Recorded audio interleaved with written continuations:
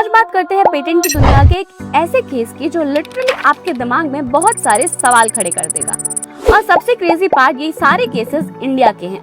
पहले केस की बात करते हैं। 2011 में दिल्ली हाई कोर्ट में ये केस आया। एक कंपनी थी एमर्जेंट जेनेटिक्स। उन्होंने क्लेम किया कि उनके हाइब्रिड सीड्स का डीएनए सीक्वेंस उनका कॉपीराइटेड लिटरेरी वर्क है। पर ये कैसे हो सकता है, डीएनए और कॉपीराइट? कोर्ट ने कहा कि जो चीज नेचर ने लिखी है उस पर कॉपीराइट नहीं हो सकता।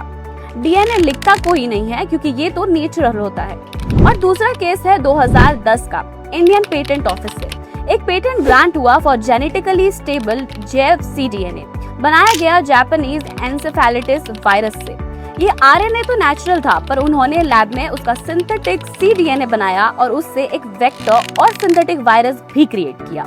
एंड गेस व्हाट, इस सिंथेटिक डीएनए को पेटेंट भी मिल गया क्योंकि ये नेचर का नहीं, ह्यूमन मेड इनोवेशन है। तो अब पिक्चर तो बहुत क्लियर है। नेचुरल जीन्स अगर हैं तो कॉपीराइट या पेटेंट नहीं मिल सकता, पर अगर वो सिंथेटिक है या फिर लैब में डीएनए है तो वो पेटेंटेबल है।